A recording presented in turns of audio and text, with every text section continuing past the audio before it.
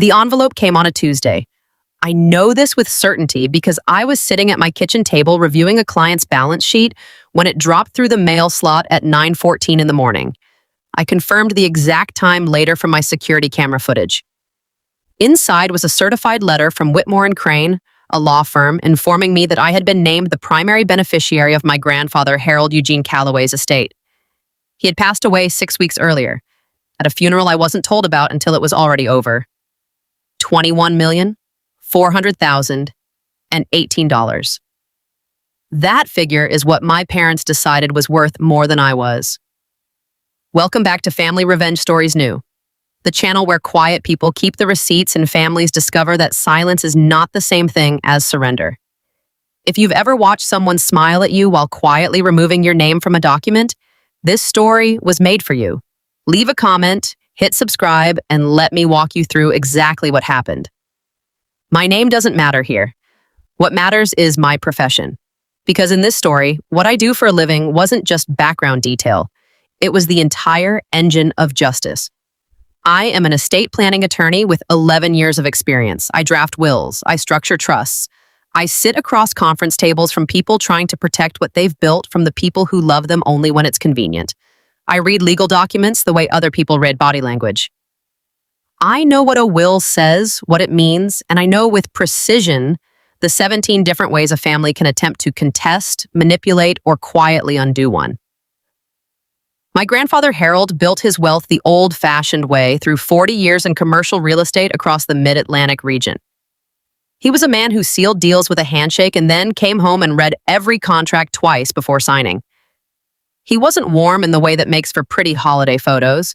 He was warm in the way that a man who actually shows up is warm. He attended my law school graduation. He mailed birthday cards, not texts, actual cards with handwritten notes that were always exactly 3 sentences long. He asked questions and genuinely waited for the answers. I was the only grandchild who called him back. My parents, particularly my mother, had a specific method for managing Harold. They became attentive as his health declined. They helped in ways that were easy to photograph. When Harold transitioned from his house to a senior living facility in 2019, it was my mother who coordinated everything, selected the location, and established herself as his primary emergency contact. My father drove the moving truck. They documented themselves being helpful. Those photos ended up on my mother's Facebook page with captions like, "Family first, always." Harold called me the week after the move. He said the facility was acceptable, but that the room felt like it belonged to someone else's life. I drove 3 hours to bring him his chess set and a lamp from his study. We played 2 games. He won both. I didn't mention the visit to my parents. That was the dynamic the family operated on. My parents performing care in public, me providing it privately, and Harold watching both without saying a word. I didn't understand then what he had been quietly calculating. My grandfather died on a Sunday morning in March of last year. He was 81. I found out on a Wednesday from a neighbor of his former house who had seen the obituary in the local paper and thought I deserved to know.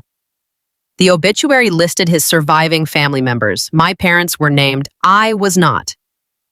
I want to be clear about what I did and did not do in that moment. I didn't call my parents. I did pull up the obituary, screenshot it at 6:47 in the evening, print it, place it in a folder, and label that folder with the date and his full name.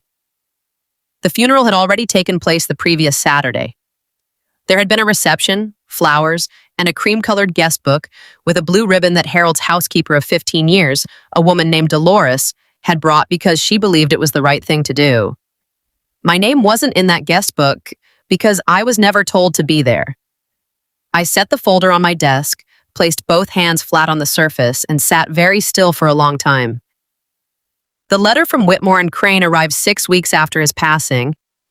I called the number, spoke to a junior associate who confirmed my identity, and was told that senior partner Daniel Whitmore wanted to meet with me at my earliest convenience to discuss the estate, of which I was the primary beneficiary. I kept my voice completely steady. I said, "Thursday works," and thanked him. I drove to that meeting wearing the gray suit I reserve for closings. I brought a notepad. Daniel Whitmore was in his late 60s, a man with the particular stillness of someone who has spent decades in rooms like this one, extending the kind of professional courtesy you give to someone you expect to find devastated. He had a box in the corner of his desk, a will with color-coded tabs, and a trust instrument 47 pages long. Harold had retained Whitmore and Crane in 2018, 3 years before my parents moved him into that facility. He had drafted a will, established a trust, and in 2021, amended both. The amendment was dated April 4th, 2021. I have that date memorized. April 4th was 11 days after my mother had arranged to become Harold's emergency contact at the facility, 11 days after those photographs were posted online. Harold had gone to Daniel Whitmore in person and revised everything. The primary beneficiary of the trust was me.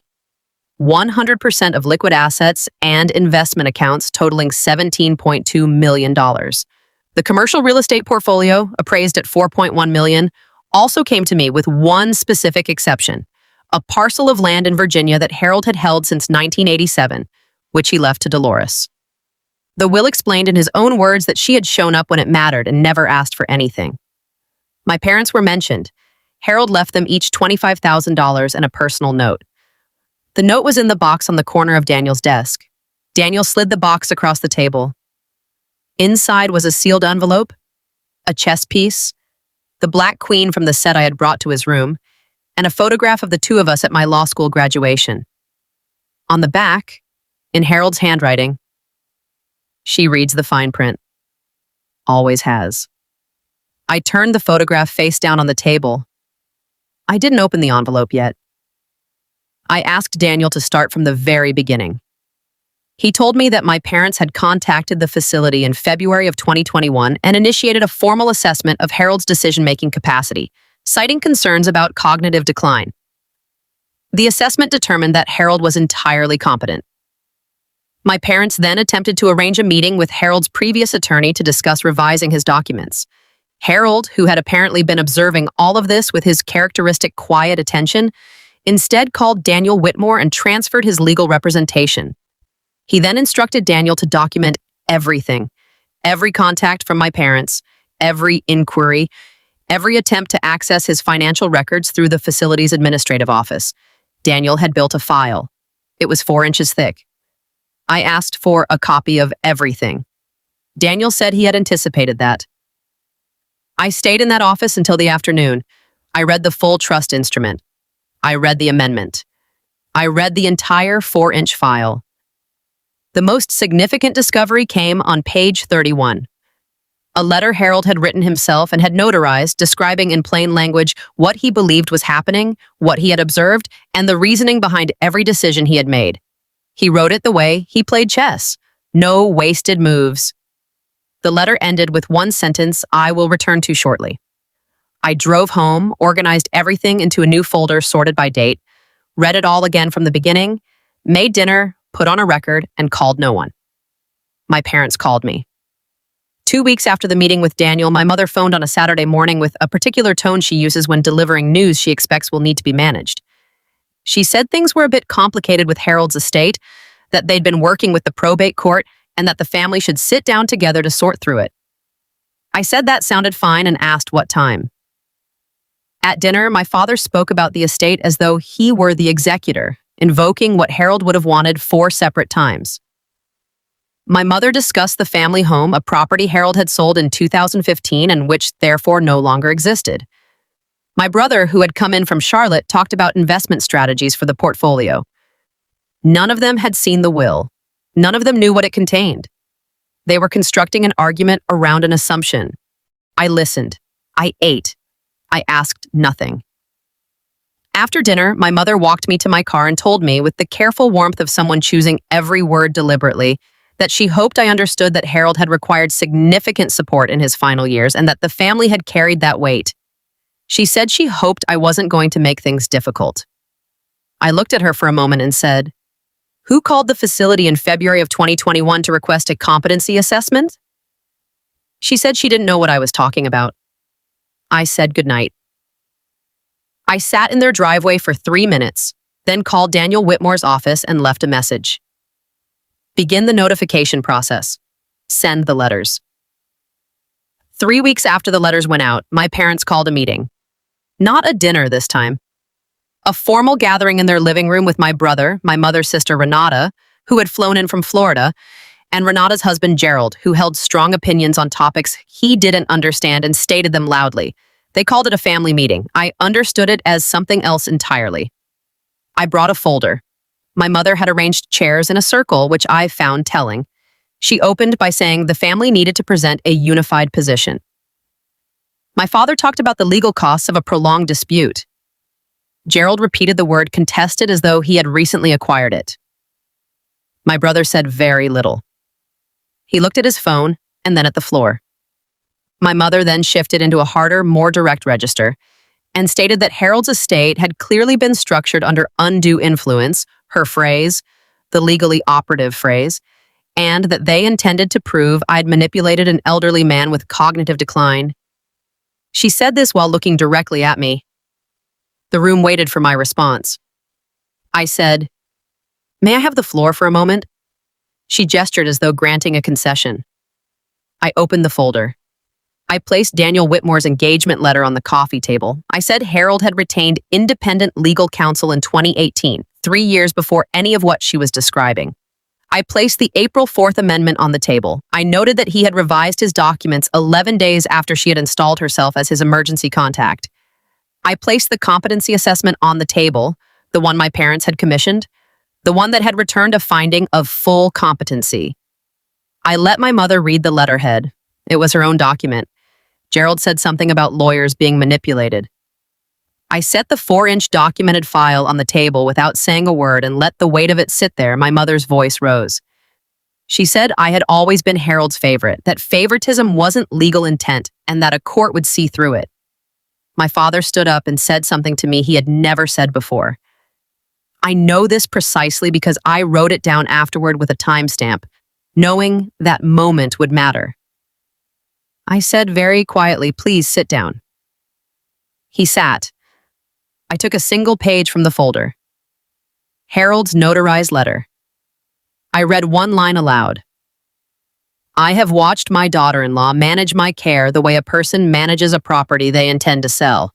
Not with love, but with a plan. I'm not confused about the difference." The room went completely silent. Renata put her hand over her mouth. I placed that page on top of the stack.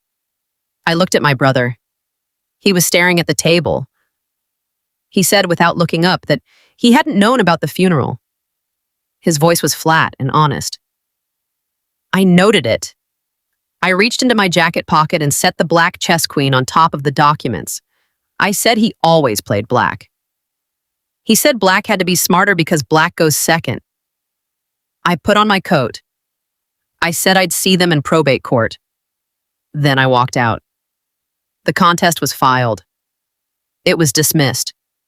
Probate court reviewed the full timeline, the competency assessment my parents had commissioned themselves, the 4-inch documentation file Daniel had assembled on Harold's specific instruction, and the notarized letter.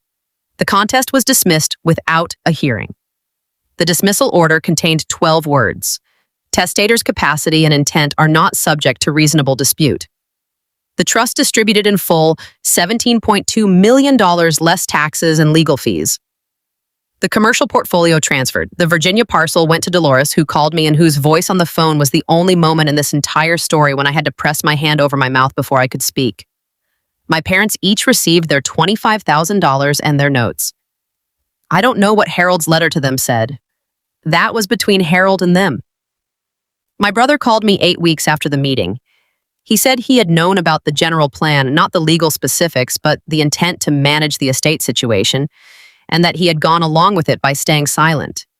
He apologized without any qualifications.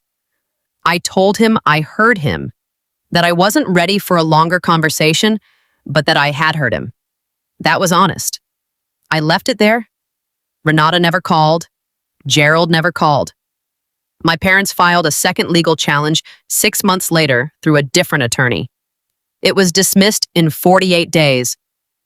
The black chess queen now sits on my desk at work, between my computer and my lamp. I look at it during client meetings when someone across the table is explaining to me why a document doesn't mean what it plainly says. It is a useful thing to have in view during those moments. The money moved through legal channels and then through mine. I established a scholarship in Harold's name at the university where he earned his degree, the Harold E. Calloway Scholarship in Business and Ethics, awarded annually to a first-generation student. The first recipient was announced last spring. I sent Dolores a photograph of the announcement. She sent me back a handwritten card, 3 sentences. I directed a portion of the funds to the legal clinic at my law school, the one that provides estate planning services to elderly clients who lack resources, because Harold's situation had taught me something specific about what happens when a person without legal representation meets a family that has a plan. The remainder I invested, carefully, in writing, with witnesses. What I want you to understand is what I was not doing throughout this story. I was not fighting out of anger.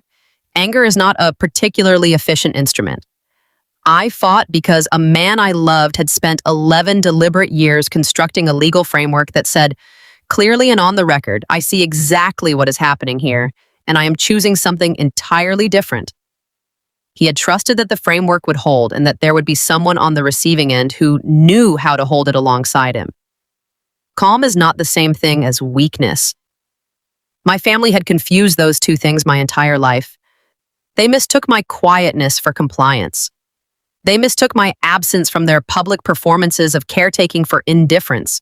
They saw someone who didn't argue and assumed they were looking at someone who would not act. Harold never made that mistake. He read the fine print. He knew I did too. What they attempted to take wasn't the money. The money was the mechanism. What they tried to take was the final clear statement of a man who had spent 81 years observing, evaluating, and deciding, and who had chosen deliberately, legally, and with witnesses to say, this one actually showed up. I was not going to allow that statement to be erased.